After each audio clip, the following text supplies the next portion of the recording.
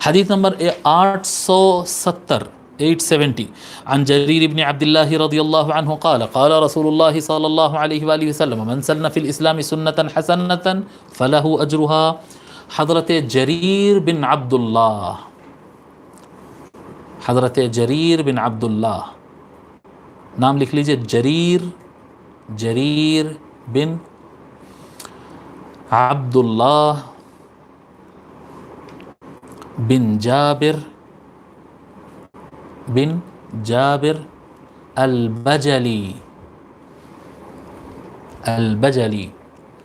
بنو البجیل بنو البجیلہ کہتے ہیں، قبیلہ ہے اس کے سردار ہے، البجلی کہتے ہیں، جو بجیلہ قبیلے سے تعلق رکھتے ہیں ان کو البجلی کہتے ہیں. جریر بن عبداللہ البجلی یہ قبیلے کے سردار تھے، بجیلہ قبیلے کے سردار تھے، اور یہ عام الوفود یعنی 9 ہجری کو یہ اسلام قبول کیے. یہ 9 ہجری کو اسلام قبول کیے، اور حضور صلی اللہ علیہ وآلہ وسلم ان سے بہت محبت کرتے تھے. یعنی یہ لوگ تک اسلام پہنچا دیر سے. آدمی بڑے اچھے تھے یہ، یعنی ایسا نہیں کہ انہوں نے جیسا دوسرے لوگ ضد کر کے اسلام نہیں قبول کرے تھے، بعد میں گردنوں پہ تلواریں آ گئی تو اسلام قبول کرے تھے. یہ ویسے آدمی نہیں تھے، یہ ان تک اسلام پہنچا دیر سے تھا.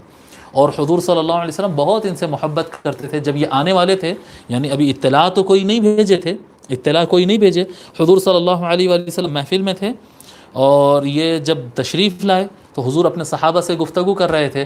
تو حضور صلی اللہ علیہ وسلم فرماتے ہیں، بہت خوبصورت آدمی تھے، بہت گورے اور بہت خوبصورت، بہت اونچے چوڑے آدمی تھے، یعنی ایک دم ہینڈسم اور ہائٹ والے آدمی.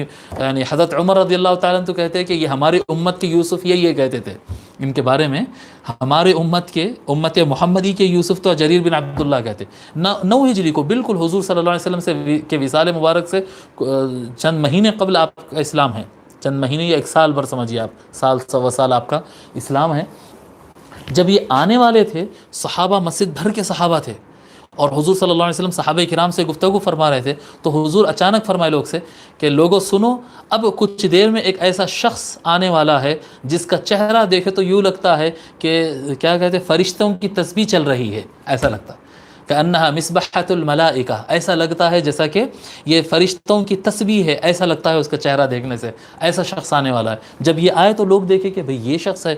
دنیا جانتی تھی ان کو، جریر بن عبداللہ کوئی عام آدمی نہیں تھے، یہ قبیلے کے سردار تھے اور کافی وزندار یعنی با اثر شخصیت تھی. یہ جب یہ تشریف لائے، ابھی اسلام نہیں قبول کرے تھے، یہ اسلام کے بارے میں سنے تھے، جانکاری حاصل کرنے کے لیے آئے تھے.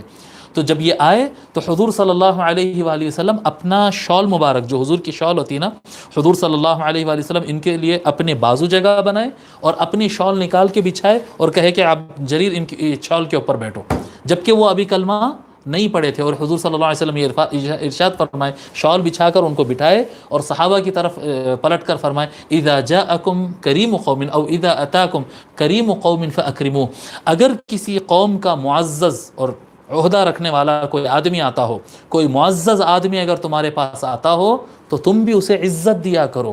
جی اس سے عزت، یعنی ہمارے پاس ہم دیکھتے ہیں نا کہ شیخ الاسلام کئی پروگرام ایسے کرتے ہیں جس میں کیا کہتے ہیں، سکھ کے کیا کہتے ہیں ان کے پجاری ہوتے ہیں، ہندوؤں کے پجاری ہوتے ہیں، کرسچنوں کے جو ہے فادرز ہوتے ہیں. جب ان کو عزت دے کر لوگ بٹھاتے ہیں تو یہ چھوٹے بھیجے والے، یہ کیا نیرو مائنڈڈ لوگ جو ہوتے ہیں نا، بالکل چھوٹی کھوپڑی والے، ان کو بڑے اعتراض ہوتے ہیں کہ بھئی کرسچن کے ساتھ بیٹھا، ہندو کے ساتھ بیٹھا، معاذ اللہ، کیا برا بھلا یہ کہتے. انا للہ و انا الیہ راجعون.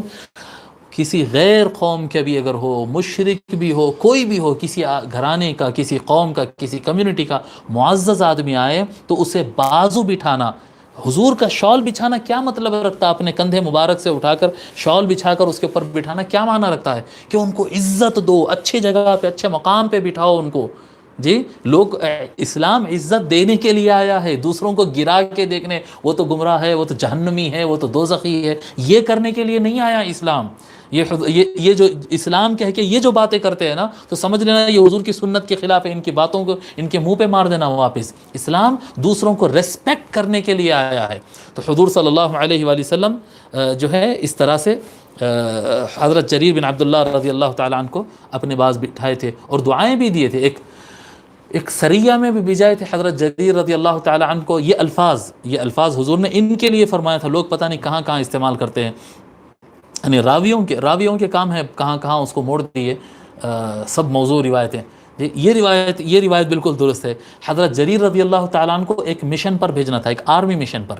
ان کی طرف سے انہوں نے کہا یا رسول اللہ حاضر ہے، حکم فرمائیے. تو فرمایا یہ کاروائی کر کے آنا ہے. تو حضرت جریر رضی اللہ تعالیٰ عنہ کہتے ہیں یا رسول اللہ میں ایسا آدمی ہوں کہ میں اب تک کسی میدان جنگ میں کبھی گھوڑوں کو لے کر جو دوڑتے کرتے تو اس میں کبھی پائیدار نہیں رہا.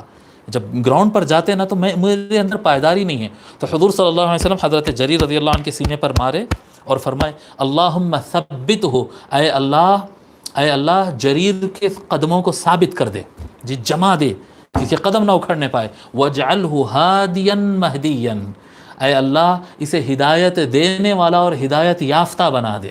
یہ ہادین مہدین حضور صلی اللہ علیہ وسلم حضرت جریر رضی اللہ تعالیٰ عنہ کے لیے ایک خصوصی مشن کے لیے فرمائے تھے، اور ہادین مہدین حضور صلی اللہ علیہ وسلم ذات مولا علی کو بنائے تھے. اب وہ ہادین مہدین کا جو ہے وضع روایت کے ذریعے لوگ نے پتہ نہیں کہاں کہاں اس کو استعمال کر لیا ہے. یہ بہت بڑا مقام ہوتا ہادی اور مہدی ہونا. تو حضرت جریر بن عبداللہ رضی اللہ تعالیٰ عنہ کا وصال 54 ہجری کو ہوا، 54 ہجری کو ہوا. یعنی بعد میں پھر وہ حضور سے ملاقاتیں کیے، پھر جانے اسلام کے بارے میں، اور وہ اسلام قبول کر لیے تھے 9 ہجری کو. 54 ہجری کو آپ کا انتقال ہوا. حضرت جریر بن عبداللہ رضی اللہ تعالیٰ روایت فرماتے ہیں کہ رسول اللہ صلی اللہ علیہ وآلہ وسلم نے ارشاد فرمایا من سن فی الاسلام سنتا حسنتا فلہ اجرہا، جو کوئی اسلام میں ایک نیا طریقہ ایجاد اچھا راستہ ایجاد کرتا ہے، جو کوئی اسلام کے اندر ایک نیا اچھا راستہ بناتا ہے تو اس کو اس کام کا ثواب ملے گا. کوئی اچھی چیز ایجاد کرے ہیں، جی اچھی چیز ایجاد کرے ہیں. غالباً علامہ ابن تیمیہ کا فتویٰ ہے، کافی دن پہلے پڑھا تھا، ابھی یاد نہیں آ رہا ہے مجھ کو برابر سے. ان سے کوئی پوچھا گیا، ان سے سوال کیا گیا تو وہ بولے تھے کیمسٹری پڑھنا حرام ہے بول دیے تھے.